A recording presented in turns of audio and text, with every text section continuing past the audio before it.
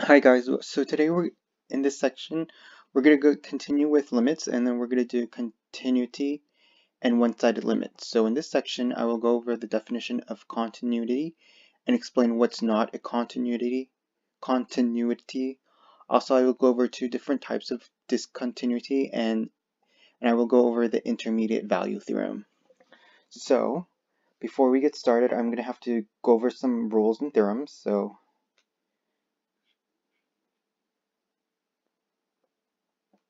let me just move this. So, and let's make this full page. So let's figure out, let me go over, okay, so let's go over the definition of a continuity. I can't even say it.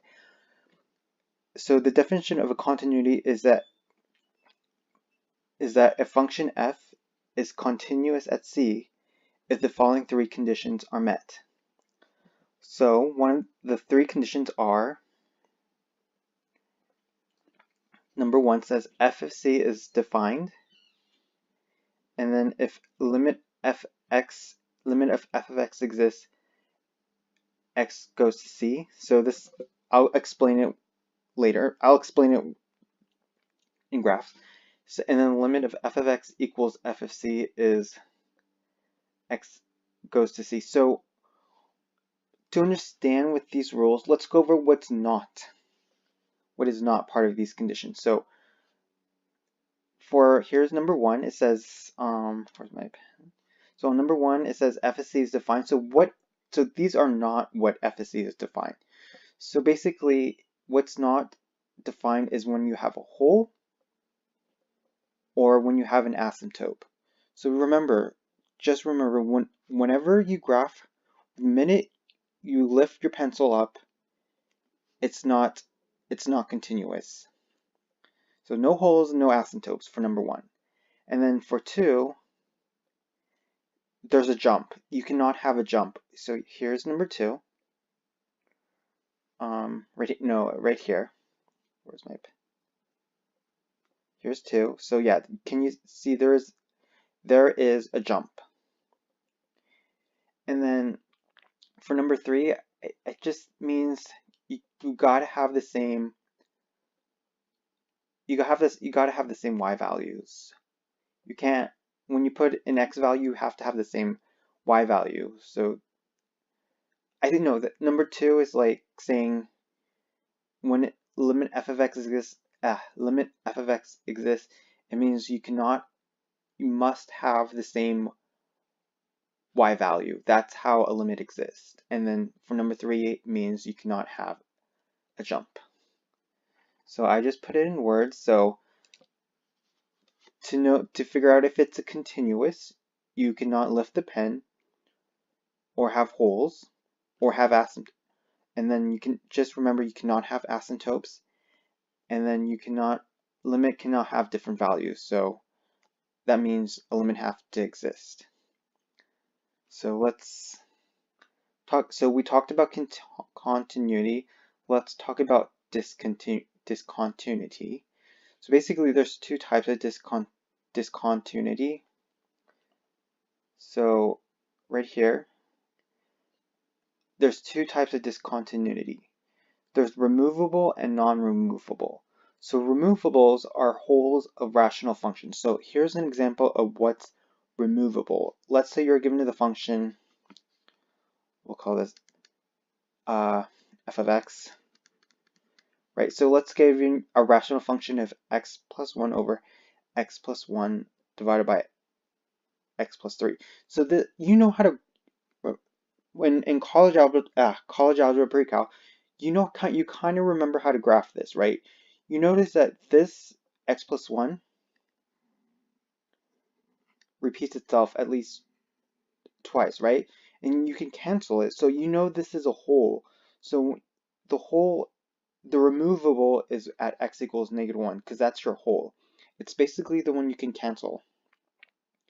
And then the non-removable is what's left over, or the one that cannot be canceled, or it's also known as the vertical asymptote. So it's our non-removable discontinuity is that x equals -3, because here's our x plus 3. And then, okay, so like, yeah, so when you cancel these out, you're left with 1 over x plus 3. And then,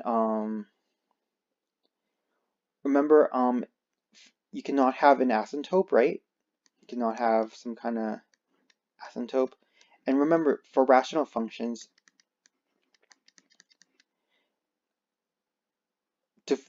to find the vertical asymptote, you set the denominator to 0. So it's x plus 3 equals 0. Subtract 3, subtract 3. So that's how you got x equals -3.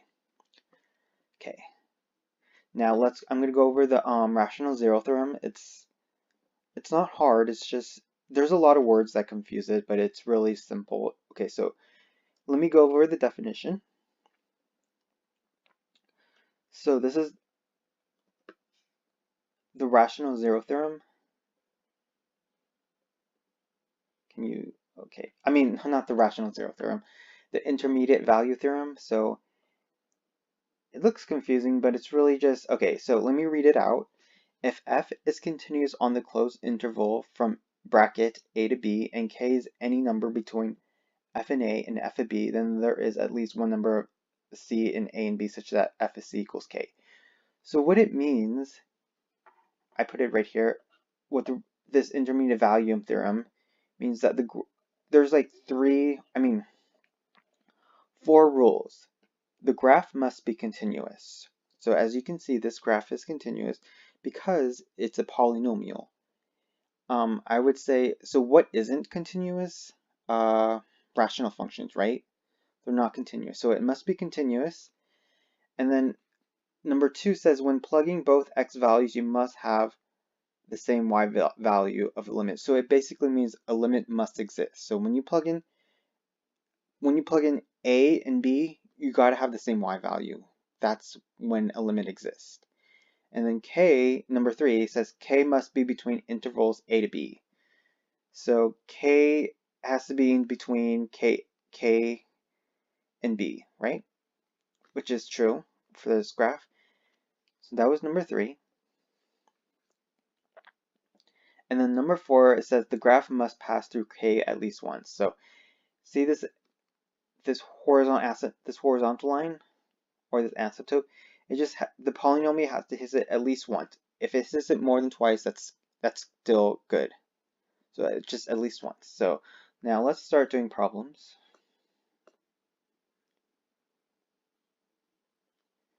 So it says if the limit exists, so we got to find the limit if it exists. If it does not, explain why. Let me flip this page. So let's do our first one. So let's say you were given this one.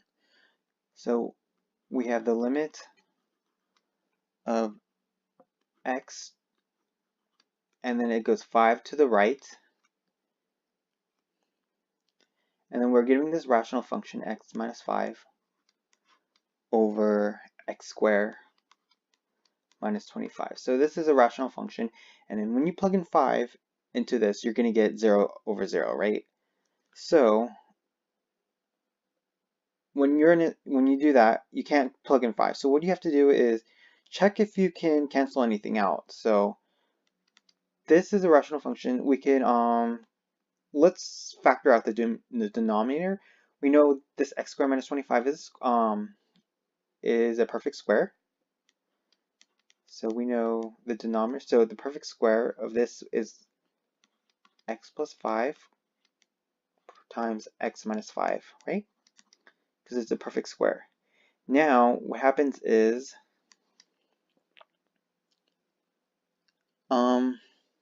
what cancels the x minus 5, right? So you're left with 1 over x plus 5. So your new equation is going to be limit of x to the 5 to the right of 1 over x plus 5. So when you plug in 5 into this one, you get 1/10. So our limit is just 1/10. So, but maybe you don't believe me. So maybe I'm just going to like quickly graph it to understand why it's 1/10. So let me quickly graph it.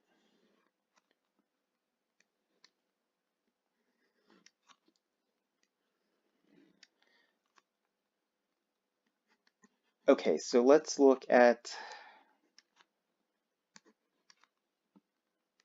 this rational function. What do we know? It's how do you find the horizontal asymptote? Horizontal asymptote. So remember in college algebra or pre-cal, this is a bottoms heavy rational function. So whenever you have a bottoms heavy rational function, the horizontal asymptote is y equals 0. And then the vertical asymptote, horizontal, is you set the denominator to 0, right? So it's x plus 5 equals 0, and then subtract 5. So you get x equals -5. So here's x equals -5. So this graph, -5, is going to look something like this. 2, 3, 4, 5. So this is x -5. That's our vertical asymptote. So yeah, this should be all kind of like a review. But if you don't remember this, you can always look at my videos on rational functions. And then we have a horizontal asymptote of y equals 0. So there's an invisible 0, right? Invisible asymptote, it looks like this. So it will look something like this. And then at 5, or here's 5. And then 1/10 is about, let's call this 1, 2. So here it is, 5. When you plug in 5 into the function, you get 1/10. So it's right about here. So it will look something like this.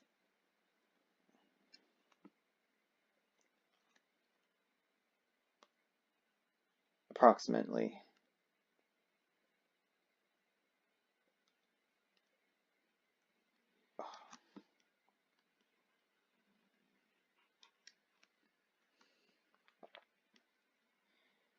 If you have a graphing calculator, you could just also put this. So what they're saying is, here's 5, and if you go to the right, what is your y value? It's still, here's 5, 1/10. So here's 5. If you go to the right, you still get a y value 1/10. If you go to the left, you're still left with 1/10, right? So that's why the limit is 1/10.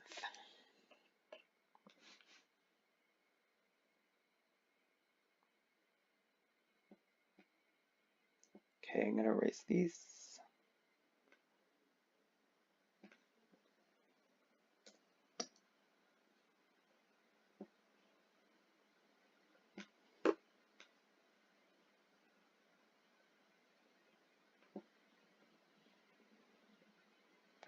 So let's do another one. So let's say we're given the limit of x to the 3, and we're going to go to the right, left of it. It's 3 to the negative. So, and then we're given this rational, well, whoops, wrong one. Did the same problem.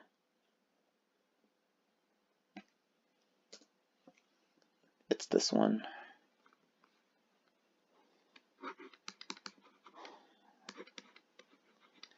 We're going to go to 3 to the left, and then we're going to do x over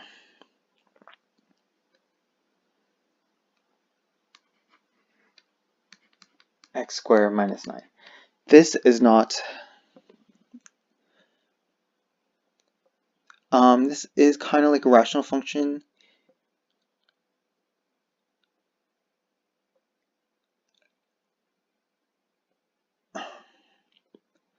Okay, so see this radicand? Let's multiply top and bottom by this, because I want to get rid of this square root. So I'm going to multiply this by x squared minus 9, x squared minus 9. When you do that, you're going to get this weird one, x square root x squared minus 9 all over x squared minus 9. Here's your new equation.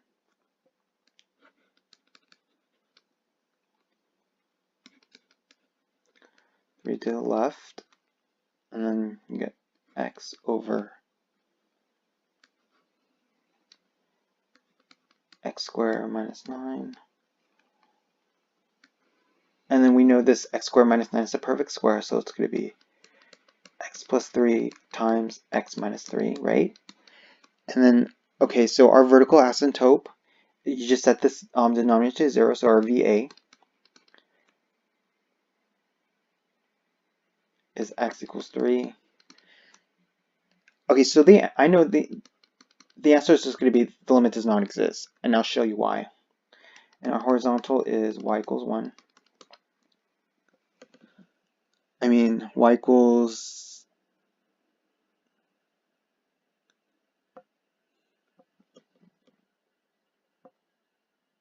the graphing calculator said it's y equals -1. So when you graph this, yeah, you could just put it in the graphing calculator. So when you do graph this, the reason why the limit doesn't exist, because watch. So when you graph it, 1, 2, 3, here's x equals positive 3.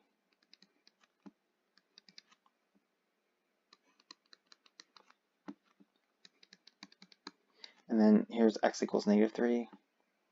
1, 2, -3.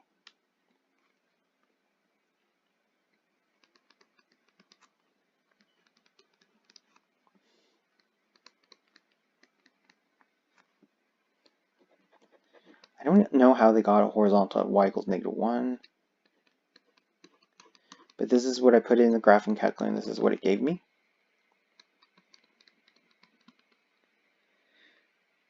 So it will look something like... So on the right side, it will look something like this. And then on the left side, it will look something like this. Yeah, you could just put this in a calculator and this is what it's going to look like. So here's 3. Look, remember, let's go to the rules of what a limit is. So remember, a limit cannot have different values, cannot have different values, right? So here's, or it cannot have asymptotes. So over here,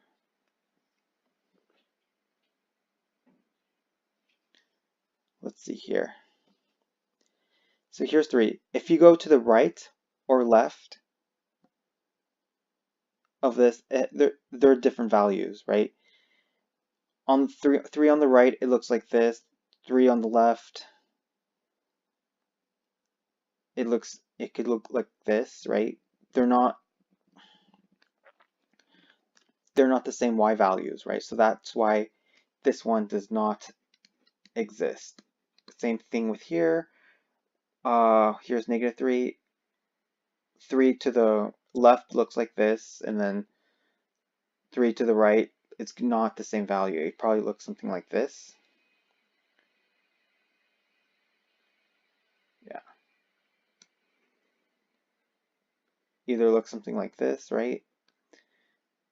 So that's why it does not exist, because the y values are different.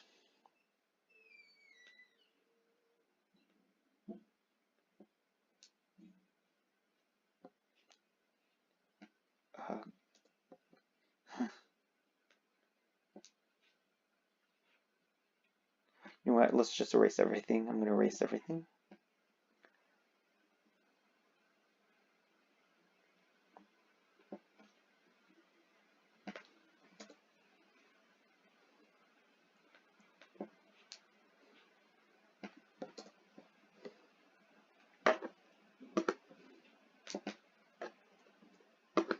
Okay, so let's do another one.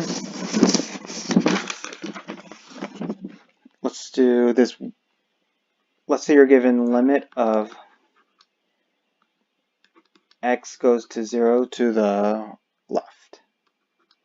And then we're given absolute value of x over x.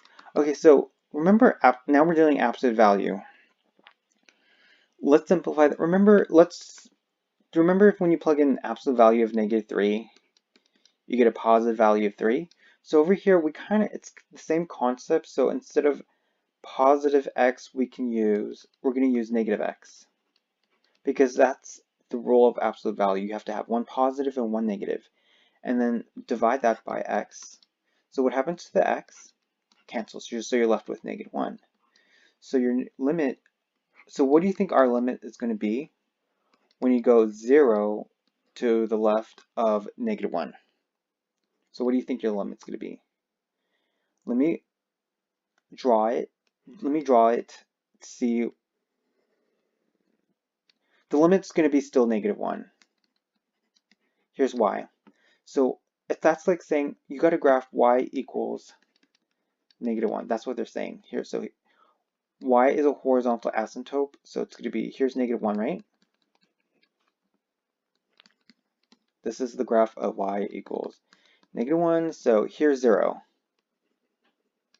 It doesn't matter if you go right or left of 0. What is your y value? It's still going to be -1. So let's say you went 1. When you go 1 here, you're still with -1. If you go -1, it's over here. So it doesn't matter if you go right to left of 0. You're just still left with -1. So that's your limit.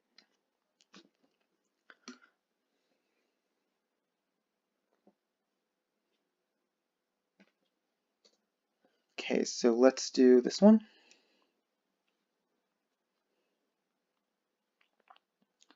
Let's say we're given the limit of delta x goes to 0 to the left.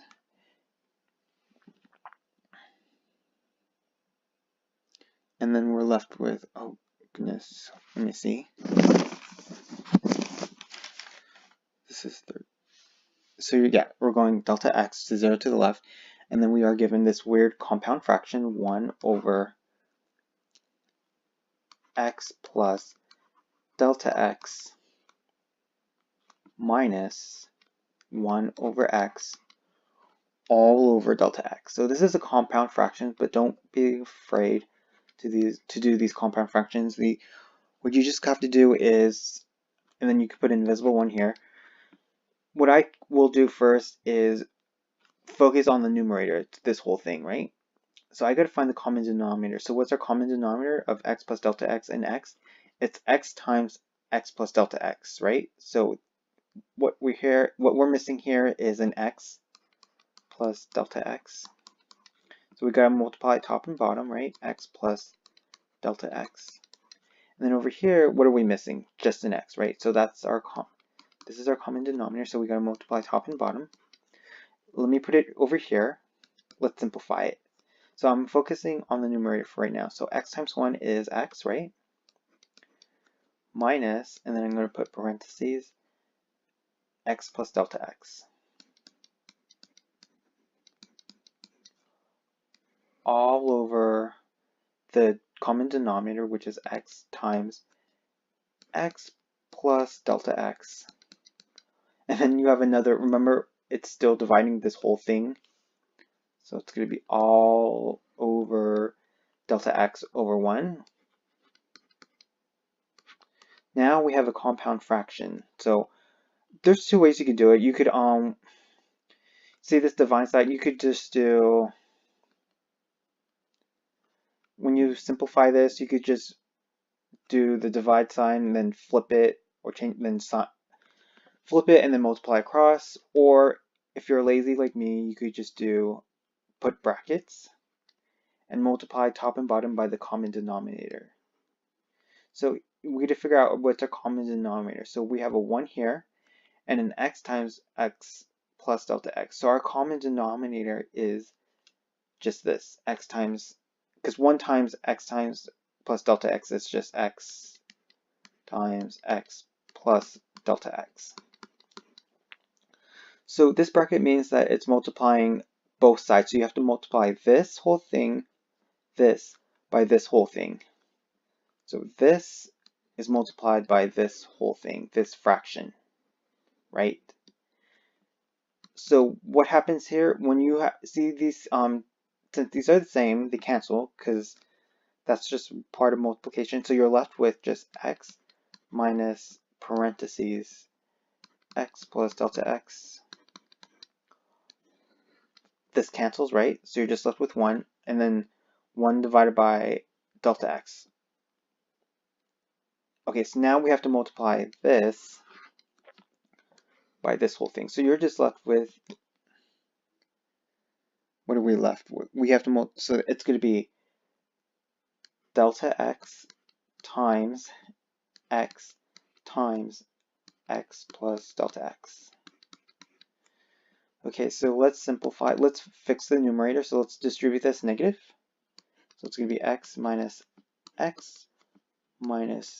delta x all over delta x times x plus delta x. Okay, so let's see if anything cancels. Ooh, this x minus x cancels, right? So you're just left with 0. And then this delta x over delta x, right? What happened? This negative delta x over delta x cancels. So you're just left with, on the top you're left with negative 1, because that negative 1 doesn't move. And then it's x times x plus delta x. So our new equation is going to be limit of delta x goes to 0 to the left is negative 1 over, let me FOIL this out. So x times x is x squared plus,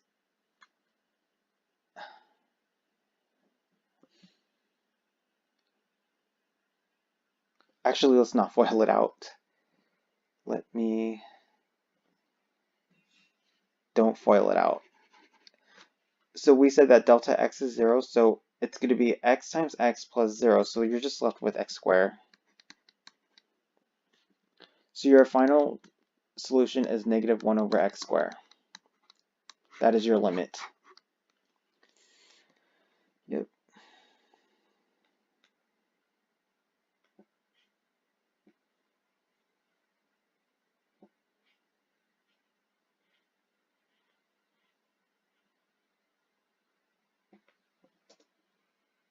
Okay, that was, let's do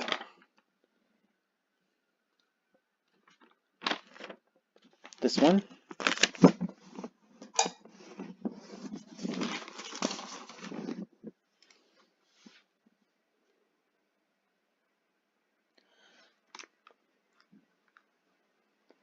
So let's say you're given, now we're going to do a piecewise function, limit.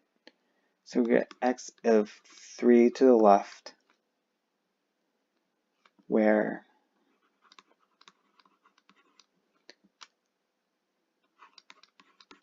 f of x equals x plus 2 over 2. And then you have this, so it's a piecewise function, minus 2x over 3.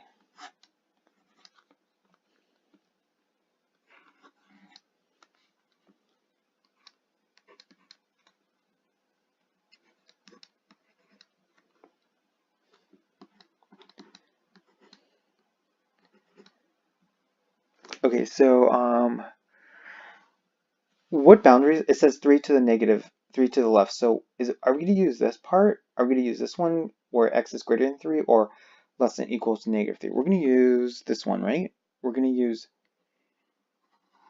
this part because the boundary is from 3 to the negative side, right? I mean 3 to the left. So it's basically saying less than equal to 3. So when you plug in when you plug in 3 into this function, when you plug in f of 3 of this part, you're going to get 3 plus 2 over 2, which is 5/2. So that's our limit. Now, does the limit exist overall? It may exist for this part because this is the part they're asking, 3 to the left side. So it's basically less than or equal to 3.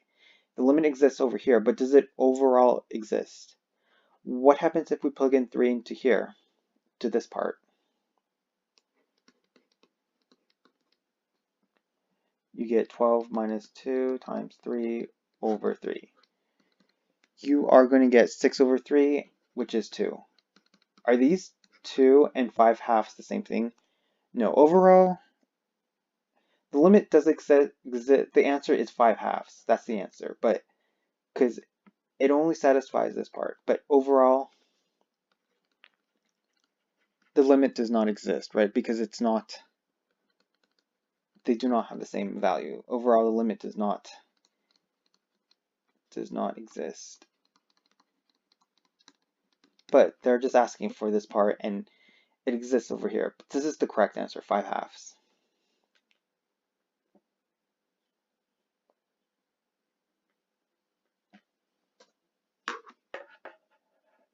Okay, let's do another one.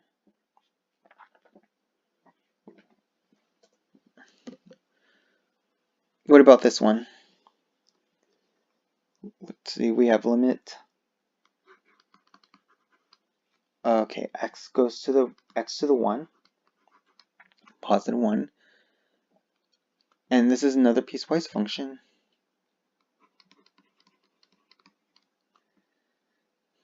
Where f of x equals x cubed plus 1, x plus 1.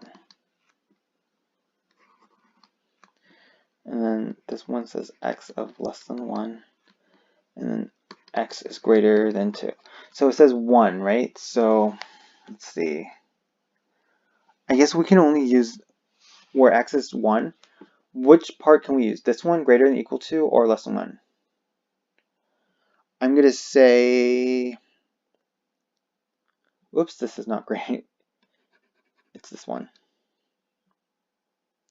So we're going to use this boundaries because it's greater than or equal to.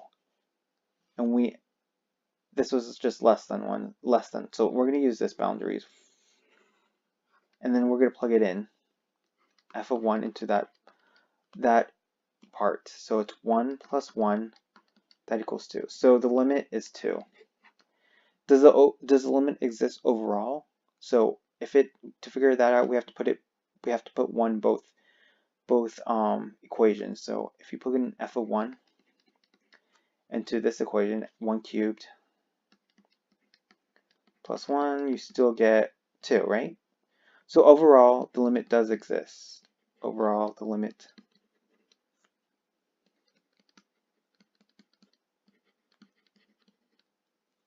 does exist. So what that means, it just means there's no holes, there's no asymptotes, there's no picking up your pencil when you draw it. The y values are the same for both right and left side.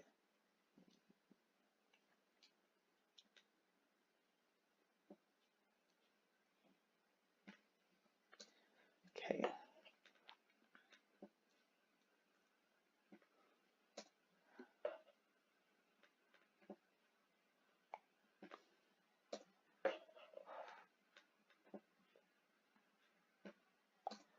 Okay, so let's do, what are we going to do now? Okay, now we're going to do,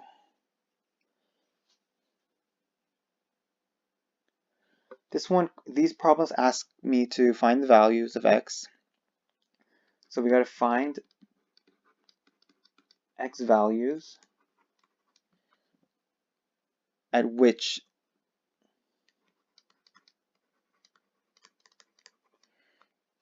f is not continuous. F is not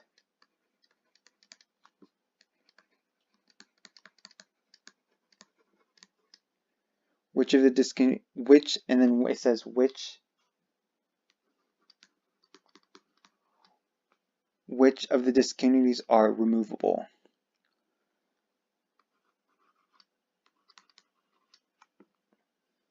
Which of the discontinuity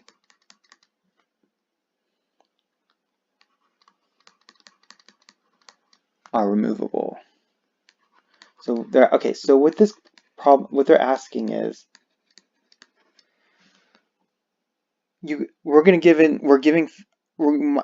function, and we're going to determine if it has a horizontal asymptote.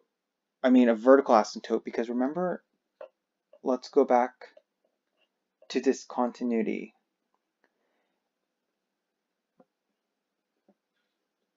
It says there's a discontinuity.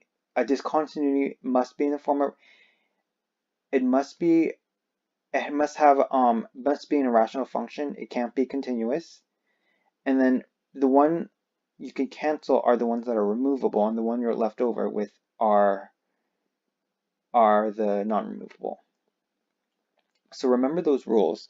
So let's say you were given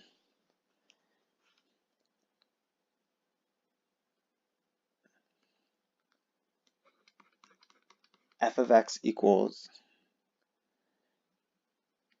x over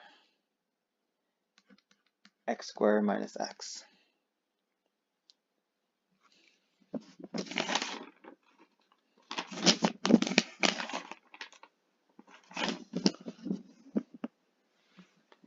So is this a rational function? Yes, it is.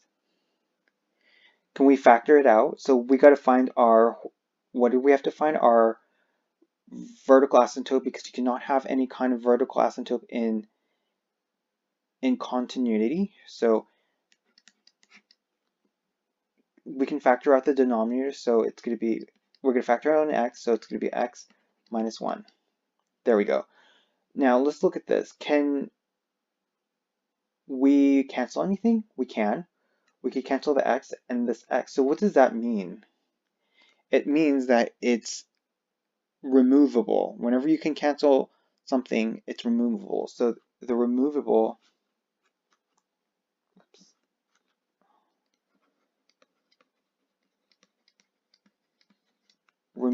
discontinuity,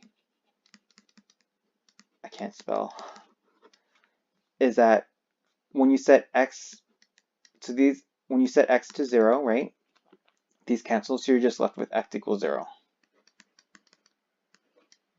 What do you think is our non-removable discontinuity? So what's our non-removable? Non-removable. I'm just going to say disc. I'm not going to write it out. Discontinuity.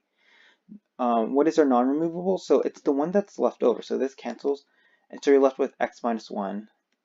And then you set that to 0 and then solve for x. Oops. So our non-removable discontinuity is x equals 1. So yeah, so that hopefully you kind of get the hang of it. So let's do more.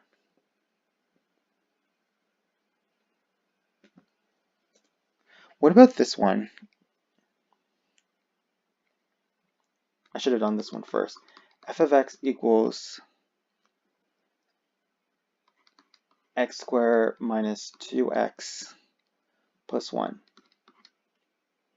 First off, you ask yourself, is this a rational function?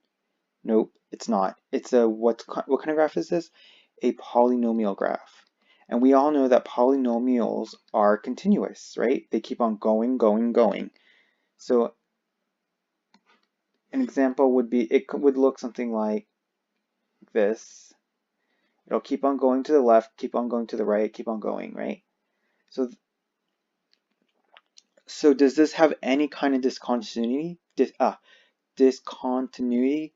No, because you do not pick up your pencil when you graph this. There's no holes, there's no jumps. You're not picking up your pencil in any way.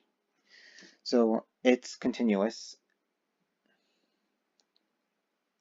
So there's no discontinuity, it's just continuous.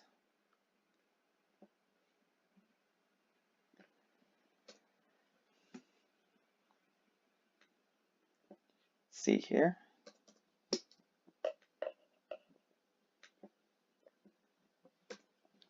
Let's do this one. So let's say we're given f of x equals x squared plus 1. We got to figure out any kind of discontinuity. Now this really does look like a rational function, but be warned, it's not. Even because when you set the denominator to 0, you still can't get an x value. So, and when you put it in the graphing calculator, it doesn't look like a rational function. So when I put this in the graphing calculator, it looks something like this. It's a weird one, but it's not a rational function, so it looks something like this.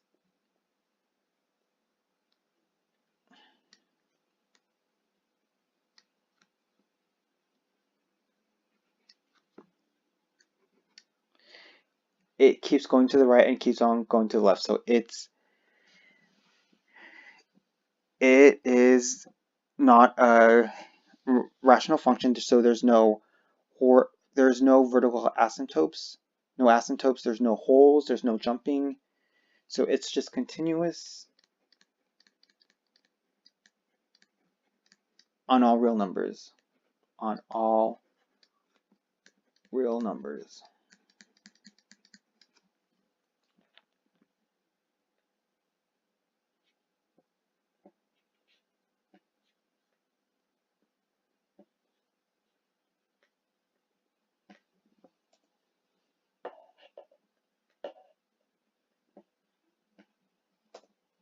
What about this one?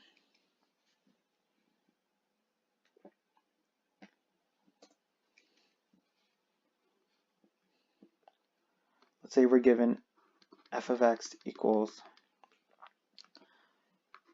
x plus 2 all over x squared minus 3x minus 10. This kind of looks like a rational function, but let's fix the denominator. Can we factor out the denominator? We can. So when this factors out as x minus 5 and then x plus 2, and then the top you're just left with x plus 2. Now this looks like a rational function with a hole in the graph. So what is the removable discontinuity, or the one that can cancel? So our removable, I'm going to abbreviate it as disc. So what cancels? This x plus 2, right? This x plus 2. So what you do is you set x plus 2 to 0, and then you solve for x, so you subtract 2. So your removable discontinuity is at x equals negative 2. Good. So what it would be our non-removable?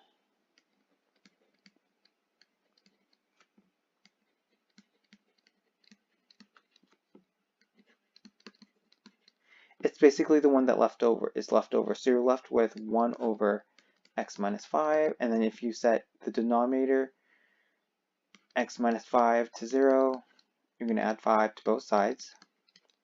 So you're left with x equals 5. So our non-removable is at x equals positive 5.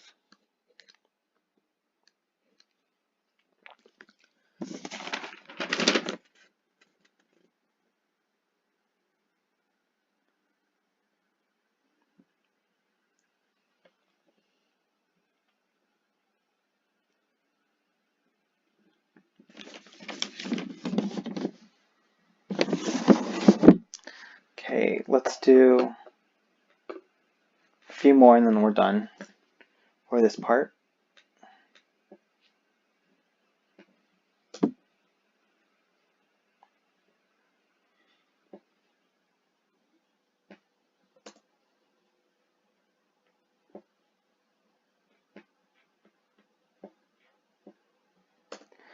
Okay, so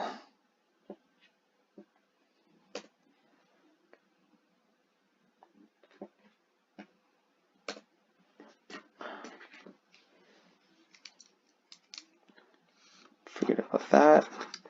So you're just, okay, so let's do f of x equals absolute value of x plus 2 over x plus 2. This one, remember, this is a rational function, so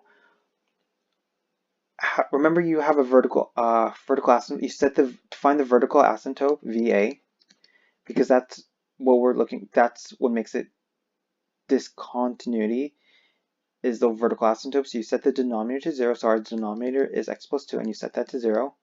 Subtract 2 from both sides. You're left with x minus 2. This absolute value does not cancel, so because this is absolute value, so our non-removable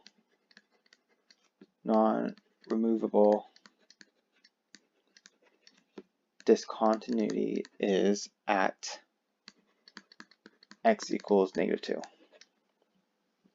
Yep, that's it.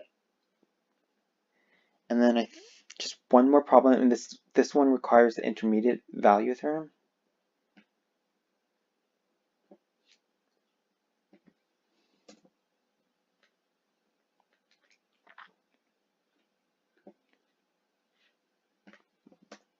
Okay, so let's say you're given this, right? So yeah, this one this is where we use the intermediate value theorem. So you're given f of x equals this polynomial x squared plus x minus 1 from the boundaries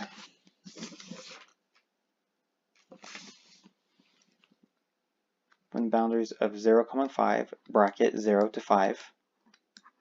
So that means it's dark circle. And then f of c equals 11. So the problem asks us, verify the intermediate value theorem applies for the indicated interval and find the value of c guaranteed by the theorem. So we got to find the value of c, and we got to determine if it goes through if it defines the intermediate value theorem. So let me kind of pre-draw it. This is a polynomial. So here's -1, right? That's our y-intercept. And then our boundaries is from 0 to 5. So when you plug in 0, you get -1.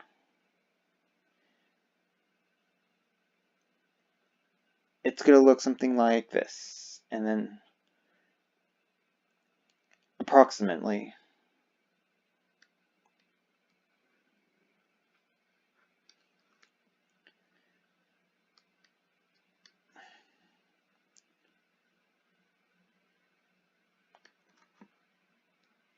It will look something like this. Okay, so if we got to find, is this continuous? Is this graph continuous? Yes, because it increases to the right and it increases to the left. So let me go over the rules again. So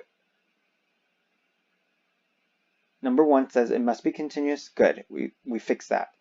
When plugging in both x values, you must have the same limit of the y value. So let's see if this is true.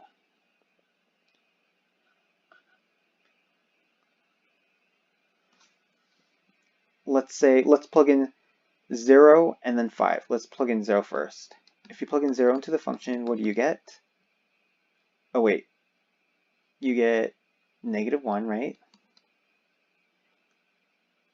And then let's plug in 5. You get, so 5 squared is 25 plus 5 minus 1. Wait, no. Let's actually, before we plug it in, let's find c. So we know, okay, so we know our y value is 11, so we're gonna set this function to 11, so it's gonna be 11 equals x squared plus x minus 1. What do we want to do? Let's get one side to the 0, so let's subtract this 11. So we get x squared plus x, and then -1 minus -11 is -12. Set that to 0, and then we can factor this out. So you're left with x plus 4, and then x minus 3 equals 0. So we're going to get two values, x equals -4 and x equals +3. So which one can we use? If our boundaries is from 0 to 5, we can't use -4, so we're going to only use x equals 3.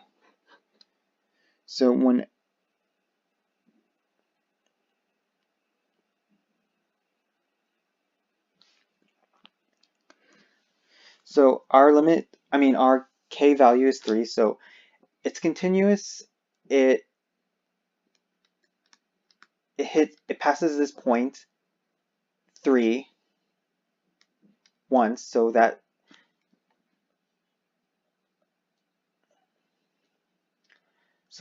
it satisfies number 3, satisfies number 1. It satisfies number 4, it satisfies number 3, satisfies number 1, and then when plugging both x values, you must have the same y value. So let's see if that works.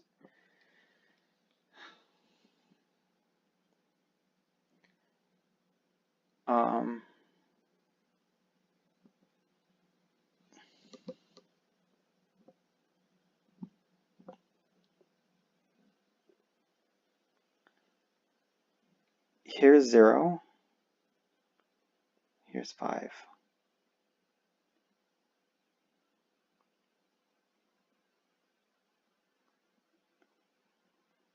When you plug in 0, you get what? -1, and then when you plug in 5, you get 25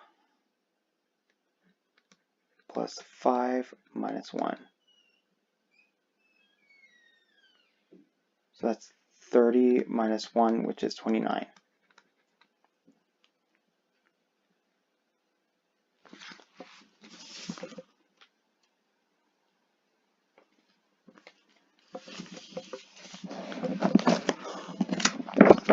Hold on, let me check my answer. Let me see what the book says. So 3.4 says, that was 73. It just says, the book says it's continuous on 0, 3. Continuous on 0, 5, and then when you plug in 3, you get 11.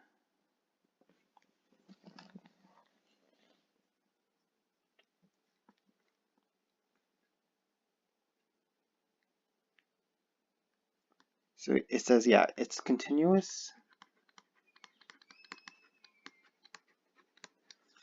0, 5, right? 0, because that's our boundaries. And then we know that we got to figure out, is 3 between 0 and 5? Yes, right? So that's why this intermediate value does work, because when you plug in 3, okay, so I think what it means is, for the intermediate value theorem, it just has to pass when y equals 3, it just has to hit it once, which it does. The graph is continuous because it's a polynomial, and then our x value is between 0 and 5, so that means it verifies the intermediate value theorem. Okay, that's it for this section. For the next section, we're going to do infinity limits. And then, so if you like this video, please like and subscribe. Okay, thanks.